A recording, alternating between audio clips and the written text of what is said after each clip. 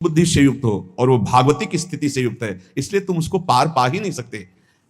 जब तुम अपना जीवन श्यामा श्याम के चरणों में समर्पित कर देते हो हृदय से, फिर उनकी कृपा से सब विघ्न दूर हो जाते, एक अपार मस्ती रहती है। नहीं तो शोक, विषाद, दुख, क्लेश, कष्ट, संताप, भय, उद्वेग ये सदैव सताते रहते हैं। इसी से डिप्रेशन होता है। बार बार नकारात्मक चिंतन, शोक, विषाद, दुख, चिंता, क्लेश, संताप, भय, उद्वेग यही पूरे मानसिक स्तर को नष्ट कर देते हैं। उत्साहहीन जीवन हो जाता है। जब तुम श्यामा श्याम को समर्पित हो जाते हो तो ये सब प्रवेश भी नहीं करते, एक अपार मस्ती बनी रहती है। अब क्या होगा? श्यामा श्याम जो करेंगे वही होगा। श्यामा श्याम पता नहीं कैसा करें, नहीं, वो सदैव मंगल भवन है, वो जो करते महामंगल होता है। यह निश्चय उपासक के हृदय में आ जाना चाहिए। इसलिए अपना सारा मन, सारी बुद्धि, सारा जीवन, प्रत्येक श्वास प्रभु को अर्पण कर दो, फिर देखो तुम निहाल हो जाओगे। दुख, शोक, विषाद, क्लेश, कष्ट, संताप, भय, उद्वेग ये उसी को व्यापते हैं जिसने अपने जीवन को प्रभु के चरणों में अर्पित नहीं किया। इसलिए तुम अपना सारा मन, सारी बुद्धि, सारा जीवन, प्रत्येक श्वास केवल प्रभु को अर्पित कर दो, फिर देख लेना। श्वास कैसे अर्पित की जाती है? राधा राधा राधा। बुद्धि कैसे अर्पित की जाती है? एकमात्र निश्चय कि भगवत सुख ही सुख है, ये जागतिक सुख सुख नहीं, ये दुख है, ये ऐसा दलदल है जिससे आज तक कोई नहीं निकल पाया। सारा मन, हम मन से केवल प्रभु का मनन करें, बार बार मन को संसार से हटा के नाम में, रूप में, लीला में, धाम में लगाएं। बहुत प्रसन्नता हो जाती है उस उपासक के हृदय में जो अपना मन बुद्धि प्रभु के चरणों में अर्पित कर देता है। भगवान ने तो इसको बहुत उत्तम स्थिति बताया है कि मेरे से कभी वो अलग हो ही नहीं सकता यदि मन बुद्धि अर्पित कर दिया। मयि एव मन आधत्स्व मयि बुद्धिम निवेशय तो निवशिष्य मयि एव अत ऊर्ध्वं न संशया। बिल्कुल संशय नहीं, वो मेरे में ही निवास करेगा जिसने मन और बुद्धि अपनी मेरे में अर्पित कर दी। बहुत प्रसन्नता रहेगी उस उपासक के जीवन में जो अपने आप को मन बुद्धि सहित प्रभु के चरणों में समर्पित कर दिया है। भगवान का आश्रय लेने वाले की पहचान है हर परिस्थिति में प्रसन्न रहना। देखो आप भगवद आश्रित हो कि नहीं, देखो अनुकूल परिस्थिति में तो सब प्रसन्न रहना, लेकिन प्रतिकूल परिस्थिति में प्रसन्न रहना यह भगवान के भक्तों का लक्षण है। हर परिस्थिति में प्रसन्न रहना यह भगवान के भक्तों का लक्षण है। आनंदगन भगवान का आश्रय मिलते ही आनंद छा जाता है हृदय में। उनके पास आनंद का अभाव होता ही नहीं है। जैसे सूर्य का प्रकाश उदय होते ही सूर्य का प्रकाश संपूर्ण अंधकार को नष्ट कर देता है, ऐसे ही भगवान का संपूर्ण आश्रय लेते ही सब दुख, चिंता, शोक नष्ट हो जाते, आनंद ही आनंद। तुम भगवान के मंगलमय रूप को नहीं जानते हो, पर उनके मंगलमय भाव को, विधान को मानना शुरू कर दो। जो भी होता है मंगलमय होता है। हमने जीवन में देखा है, अगर इधर कोई बहुत बड़ा सुख दिया तो देर नहीं लगेगी, 24 घंटे नहीं व्यतीत होंगे और ऐसे दुख दे देंगे, जिससे दोनों का समान भाव रख करके ना दुख में तुम भूलो प्रभु को, ना सुख में फूलो, सीधे भगवत मार्ग में चलो। पूरे जीवन की बात देखा है। भगवान के मंगल विधान में सदा सर्वदा सुख ही सुख है, इस बात को मान के प्रसन्न हो जाओ। जब भगवान का भजन करने वाले की तन्मयता बढ़ती है भजन में, तो द्वेषी जन अपने आप तैयार हो जाते हैं। भक्त कभी किसी से द्वेष नहीं करता, अपने आप वो द्रोह करने लगते हैं। तो नरसिंह मेहता जी से बहुत गांव के कई लोग थे जो जलते थे, ऐसे जलते थे कि अब क्या करें, कैसे मिटा दे नरसिंह मेहता जी को। अब उपाय तो मिल नहीं रहा था। तो एक दिन संतों की मंडली आई और उन्होंने कहा कि हम रास्ते में कोई चोर आदि धन ना ले ले, इसलिए यहां से किसी की हुंडी चलती है क्या द्वारिका में? पहले ऐसा था।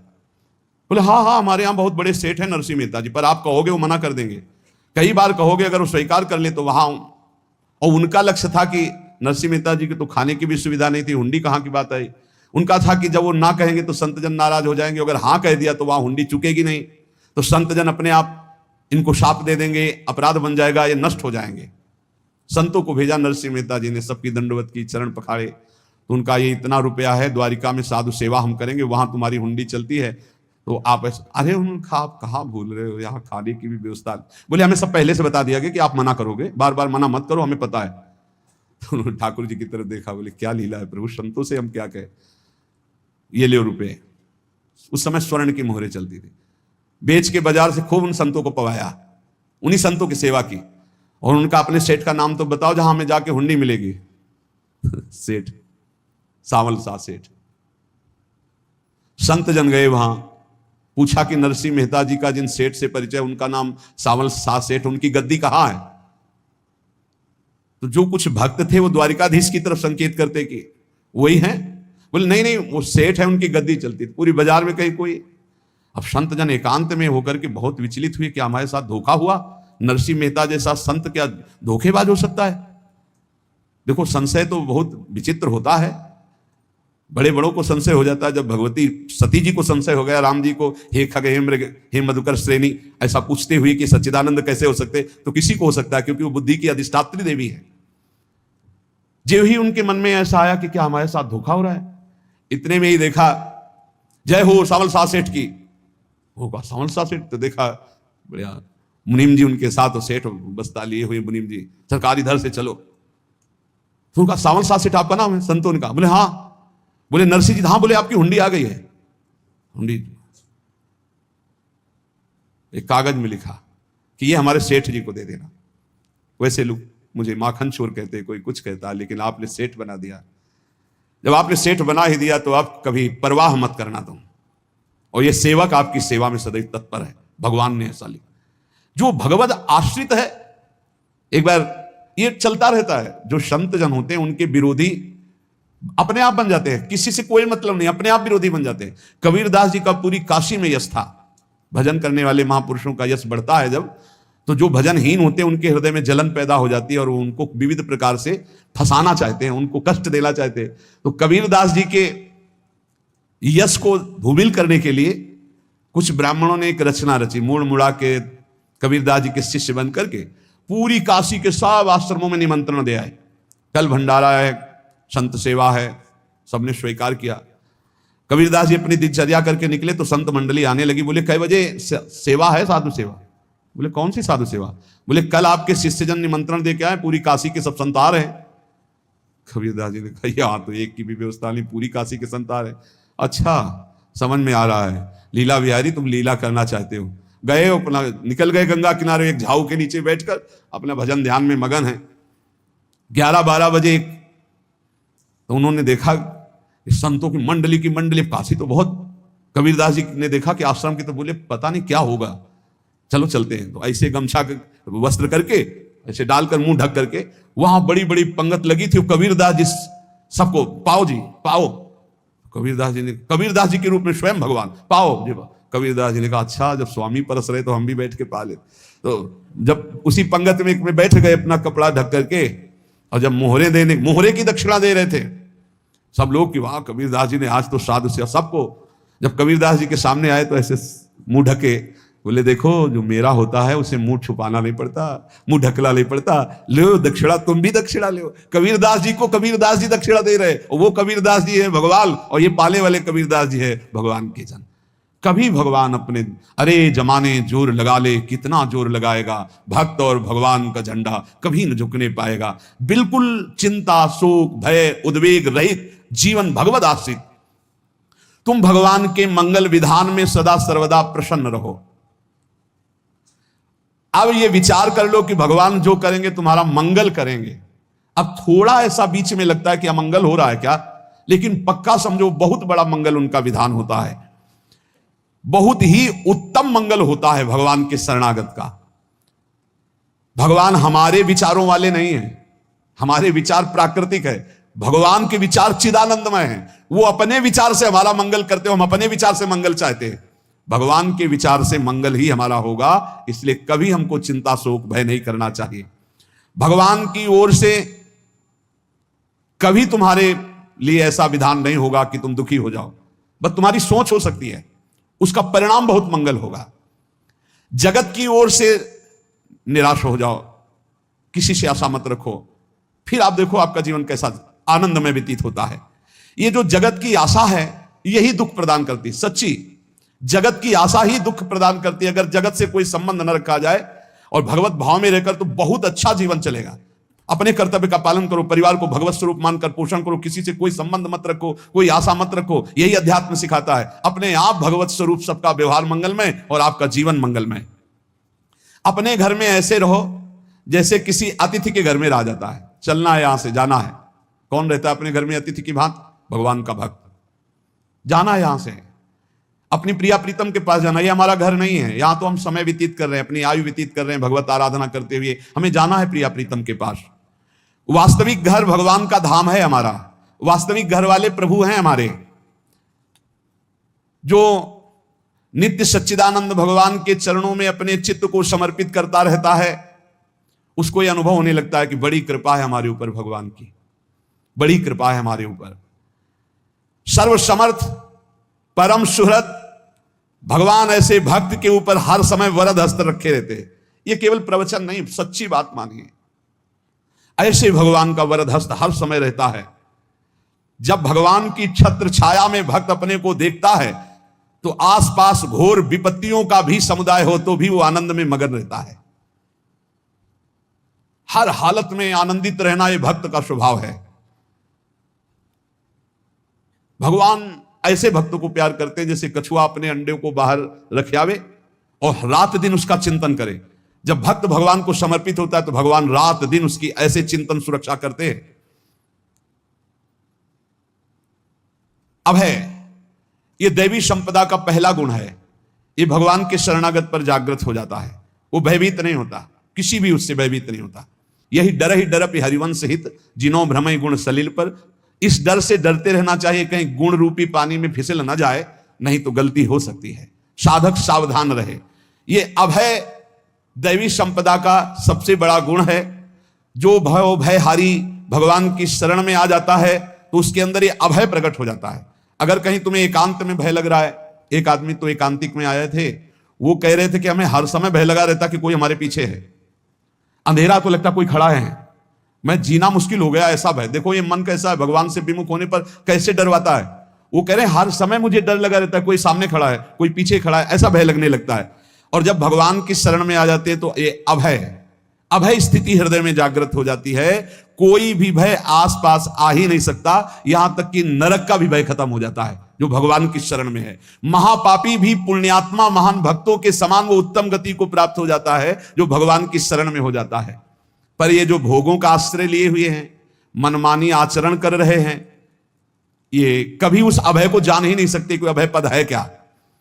इनको तो कदम कदम पर शोक, भय और दुख की प्राप्ति होगी। कोई बचा नहीं सकता जो भोगों में लगे हैं, मनमानी आचरण कर रहे हैं। अगर निर्भय होना चाहते हो, परम सुखी होना चाहते हो तो भगवान के शरणागत हो जाओ। सारे जगत को अभय दान देने वाले भगवान हैं। भगवान का एक प्रण है, ममपन शरणागत भयहारी। जो मेरी शरण में आ गया उसके भय का मैं नाश कर देता हूं। साधना में अवस्था मन की मानी जाती है कि आप कितने अच्छे साधक हैं। यदि आपका मन भगवदाकार है, हर समय भगवत चिंतन चल रहा है, आपके स्वप्न भागवती का रहे हैं, आपके विचार भागवतिक हैं, तो आपकी अच्छी साधना हो रही है। और यदि आपके स्वप्न गंदे आ रहे हैं, क्योंकि स्वप्न में मन का ही सारा खेल होता है, और आपकी चिंतन वृत्ति वासनात्मक चल रही, तो अभी साधना का प्रभाव मन पे नहीं पड़ा है। जिसका मन हर समय भगवत चिंतन करता रहता है वो जीते जी जीवन मुक्त हो जाता, अनुभव होता है। जैसे किसी ने कहा कि हमें कैसे पता चलेगा कि हमारा काम हो गया है। तो जैसे आप भोजन पा लेते हैं तो किसी दूसरे से गारंटी थोड़ी लेनी होती कि हम छक गए हैं क्या, आप जरा बताना हम छक गए हैं क्या। नहीं, अपने हृदय में आ जाता है कि अब मैं तृप्त हो गया। ऐसे ही अपने हृदय में आ जाता है कि मेरा काम हो गया, अब मेरा जन्म नहीं होगा। यह हृदय में आ जाता है, अपने आप अनुभव में आ जाता है। जब स्वरूप बोध होता है तो किसी और से सलाह थोड़ी लेनी होती है, वो अपने आप अनुभव में आ जाता है। हां, यदि गुरुदेव का वर्ण नहीं किया है तो फिर आपको किसी न किसी गुरु से प्रमाणित करवाना पड़ेगा। अगर गुरुदेव का वर्ण किया है तो वही मंत्र, वही नाम, वही गुरु शरणागति आपको अंदर से पुष्ट कर देगी कि आपका काम हो गया है।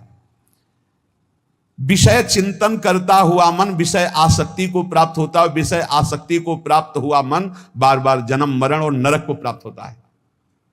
बस ये विषय चिंतन हटाना ही प्रमुख कर्तव्य साधना का है। बार बार मन को विषयों से हटा करके प्रभु के नाम में लगाओ, प्रभु के रूप में लगाओ, प्रभु की लीला में लगाओ। तीन प्रकार का चिंतन होता है।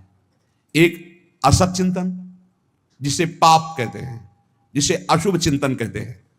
एक सत चिंतन जिसे पुण्य कहते हैं, जिसे शुभ चिंतन कहते हैं। और एक भगवत चिंतन। पाप चिंतन, अशुभ चिंतन, पुण्य चिंतन, शुभ चिंतन, ये दोनों संसार में बांधने वाले हैं। संसार से मुक्त नहीं हो सकते शुभ चिंतन करके।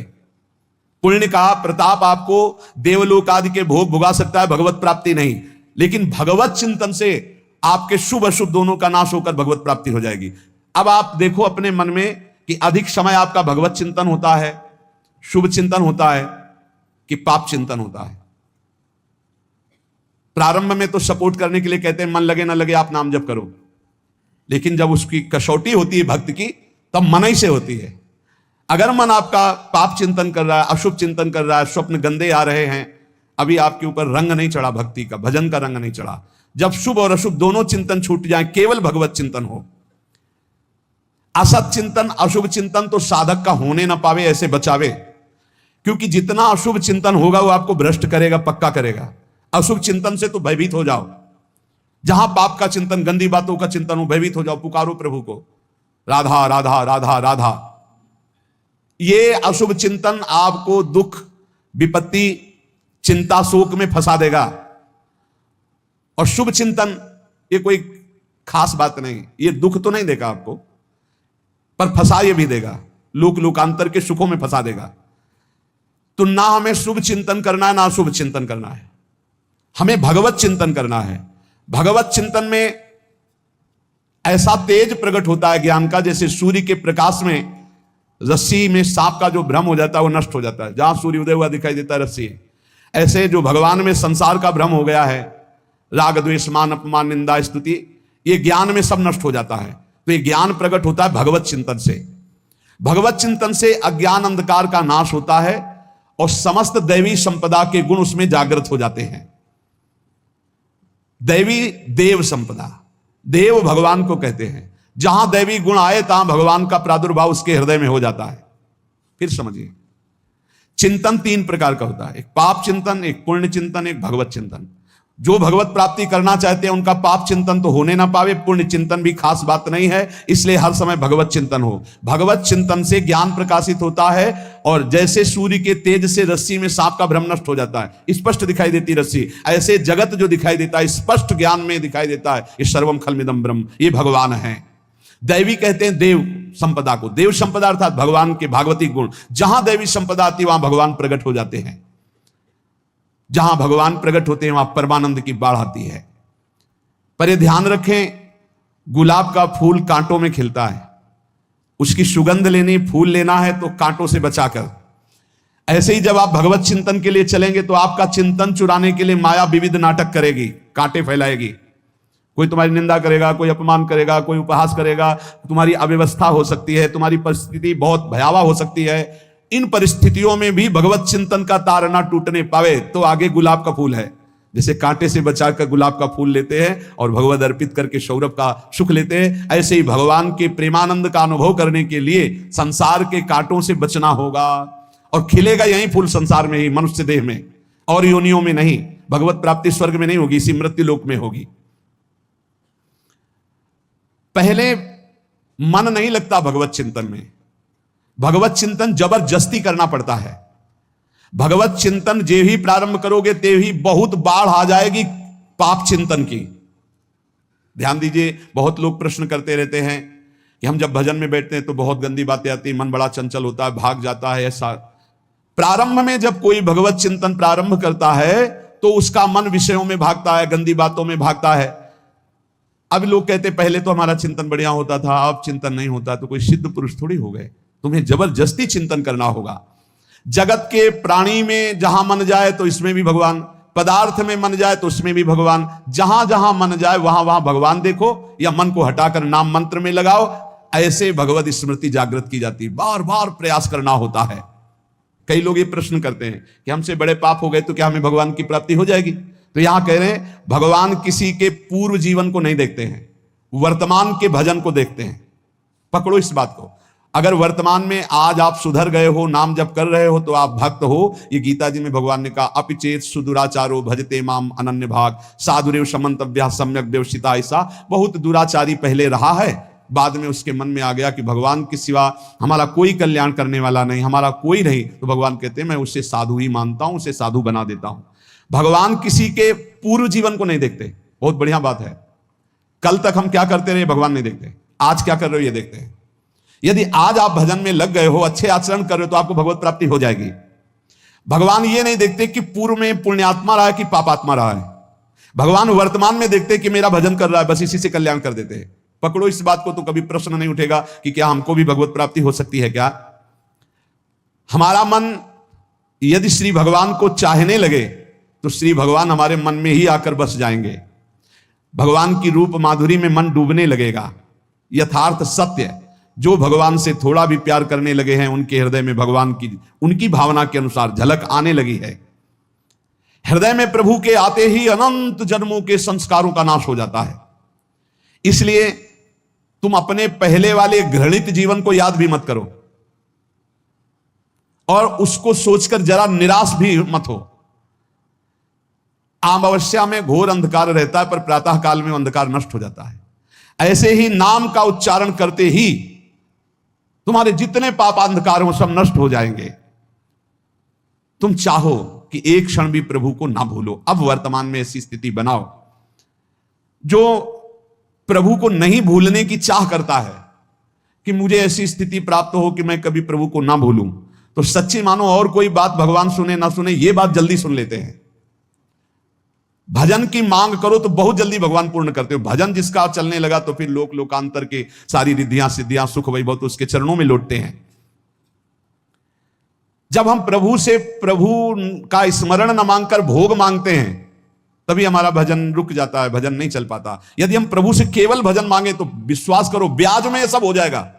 मूल भजन तो आपका बचेगा ही, ब्याज में लोक लोकांतर के भोग आपके चरणों में लुटते घूमेंगे। आप भजन करके तो देखो, अरे घिघियाने की जरूरत नहीं, किसी से मांगने की जरूरत नहीं, भजन करके देखो, सब ठीक हो जाएगा, सब अपने आप बन जाएगा।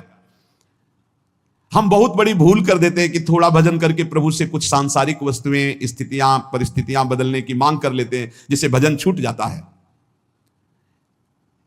यदि हमारा भजन प्रतिपल होने की भावना बन जाए और प्रतिपल होने लगे, तो चलत चितवत दिवस जागत शुपन सोवत रात, हृदय तेवह श्याम मूर्ति छिन नैत उत जात।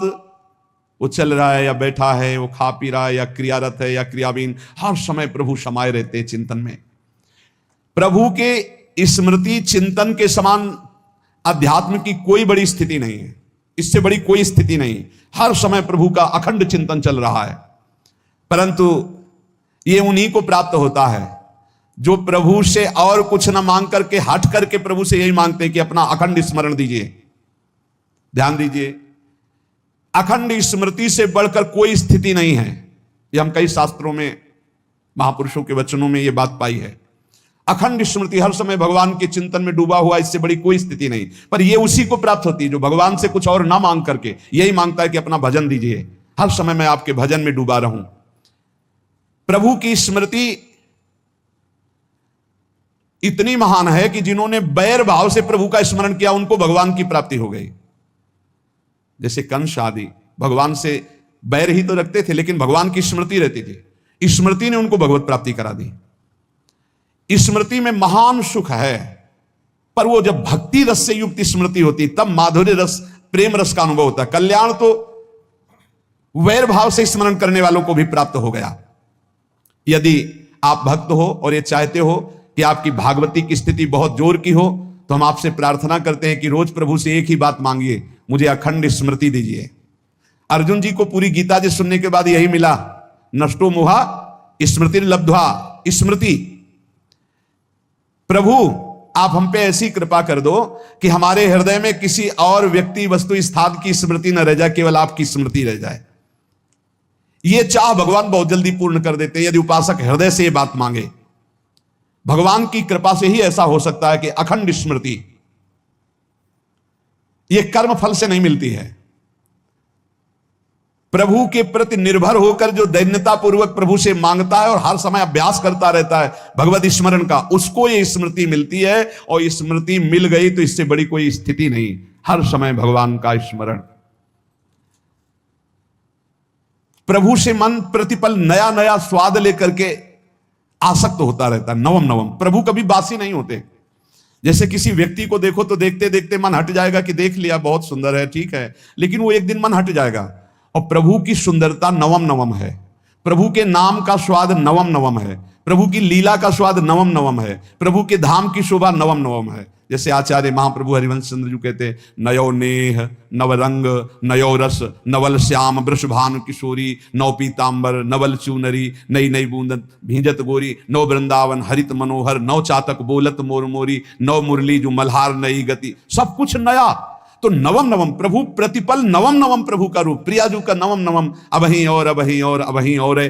तो कहते हैं जब मन निरंतर स्मृति में डूबता है तो जब प्रभु की रूप माधुरी प्रकाशित होती तो ऐसी नवम नवम कि कभी ये नहीं होता कि रूप बासी हो गया। ये वही रूप है जो हमने अभी देखा था, नवम नवम। इसलिए आनंद की उफान आती रहती है उपासक के हृदय में। ऐसी प्रियता, ऐसा आनंद बिना भजन के नहीं अनुभव में आएगा। इसलिए तुम विश्वास करो, तुम्हें बहुत सुंदर सुख मिलने वाला है, आगे अपार सुख मिलने वाला है। ये थोड़ा दुख का समय काट लो, जब तक जीवन है ये दुख सुख की लहर आती रहेगी, आप इसको सह जाओ, आगे बहुत आनंद है। विश्वास मान लीजिए, बहुत आनंद है।